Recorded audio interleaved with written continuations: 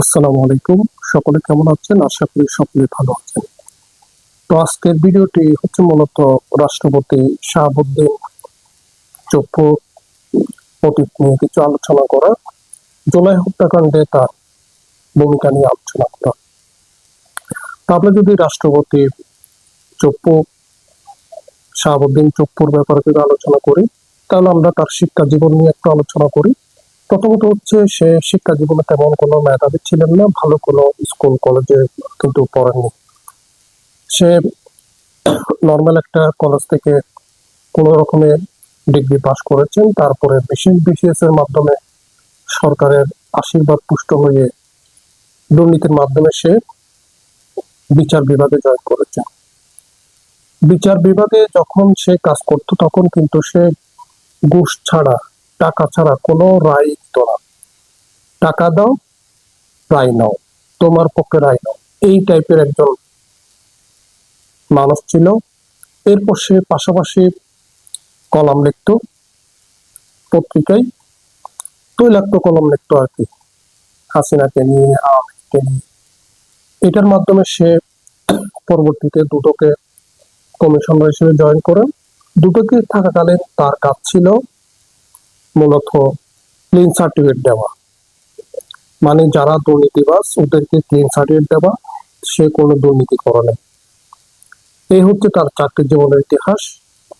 যখন সে দুদকে কমিশনার হিসেবে কাজ করত তখনও সে যুগান্তর সহ বিভিন্ন পত্রিকায় তৈলাক্ত কলম লিখত হাসিনাকে নিয়ে, হাসিনার বাপ, ৭৪ দুর্ভিক্ষর জনক শেখ মুজিবের বঞ্চনা করে। এগুলোর মাধ্যমে সে শেখ হাসিনার কাছে কিছুটা পরিচিতি পায়।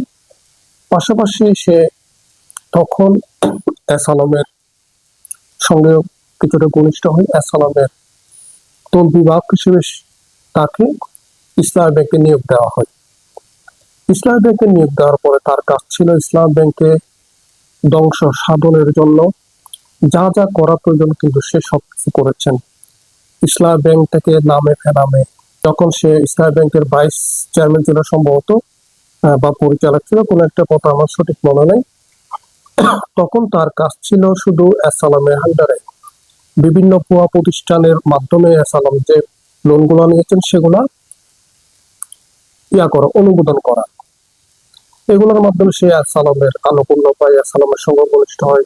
ওইদিকে আবার এস আলম ছিল হাসিনার অর্থ পাচারকারী চক্রের মেইন সদস্য। বলা যায় হাসিনার যত টাকা পাচার ছিল সেগুলা নিয়ন্ত্রণ করতো সালমানের রহমান এবং এস আলম, তার মধ্যে এস আলমই ছিল প্রধান।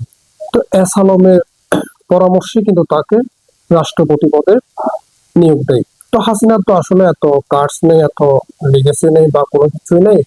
তার কাজ হচ্ছে একজন ব্যক্তিত্বহীন মানুষকে রাষ্ট্রপতি করা, যে তার আদেশ মতো চলবে এবং তার গণহত্যা, গুম খুনকে সাপোর্ট করবে। এই চিন্তা করে কিন্তু হাসিনা তাকে কিন্তু রাষ্ট্রপতি পদে নিয়োগ দেয় এবং সে রাষ্ট্রপতি একদিন কোন একটা সাক্ষাৎকারে বলেছিল যে আমি মাননীয় প্রধানমন্ত্রী শেখ হাসিনা পা ছুঁয়ে সালাম না করলে আমার শান্তি হয় না। কত বড় নিমক হারাম! রাষ্ট্রের একটা প্রধান ব্যক্তি হয়ে যদি সে যদি এত বড় ব্যক্তিত্বহীন কথা বলে, সে কি পরিমাণ নিম্ন শ্রেণীর মানুষ, কি পরিমাণ ব্যক্তিত্বহীন মানুষ, চিন্তা করে দেখেন।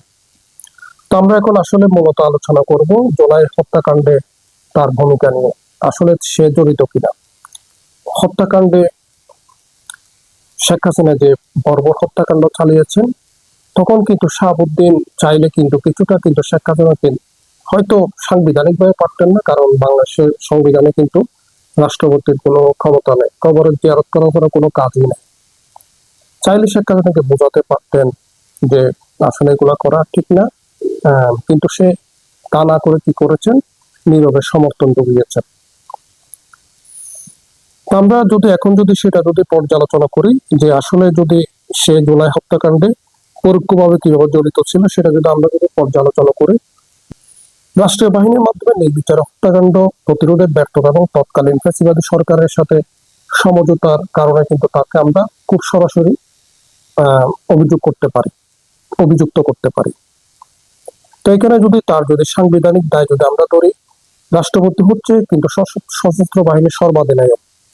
তো অভিযোগ অনুযায়ী জুলাই মাসে রাষ্ট্রীয় বাহিনী, পুলিশ বলেন, র্যাব বলেন, বিজিবি বলেন, যখন সাধারণ নাগরিক বিশেষ করে শিক্ষার্থীদের উপর গুলি চালানো হয়, তখন রাষ্ট্রপতি পরিস্থিতি নিয়ন্ত্রণ এবং হত্যাকাণ্ড রোধে কার্যকর কোনো ভূমিকা পালন করতে পারেননি। সেক্ষেত্রে কিন্তু তাকে দায় অবশ্যই দেওয়া যায়। দ্বিতীয়ত হচ্ছে নিষ্ক্রিয়তা। আন্দোলনের সময় আইন শৃঙ্খলা পরিস্থিতি নিয়ন্ত্রণে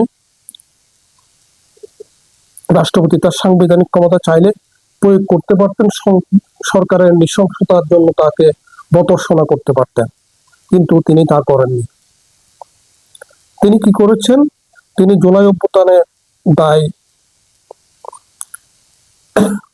এখন হাসিনার উপর চাপাচ্ছেন। কিন্তু যদি আমরা সাংবিধানিক ভাবে একটু থাকাই, তাহলে কিন্তু জুলাই অভ্যুত্থানে সুরক্ষা দায় নির্ধারণের যে একটা অধ্যাদেশ আছে 2026 অনুসারে, এই ধরনের অকার্যকারিতা কিন্তু প্রশ্নবিদ্ধ। তাকে সেই জন্য কিন্তু জুলাই হত্যাকারী হিসেবে কিন্তু তাকে অভিযুক্ত করা যায়।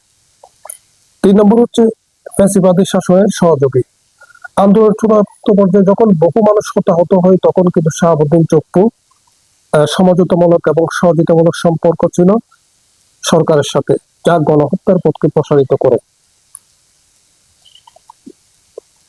এটা নিয়ে কিন্তু বিবিসিতেও কিন্তু একটা নিবন্ধন প্রকাশিত হয়েছে। সুতরাং এদিক দিয়েও কিন্তু আমরা রাষ্ট্রপতি শাহাবুদ্দিন চপ্পুকে জুলাই গণহত্যাকারী হিসেবে কিন্তু অভিযুক্ত করতে পারি।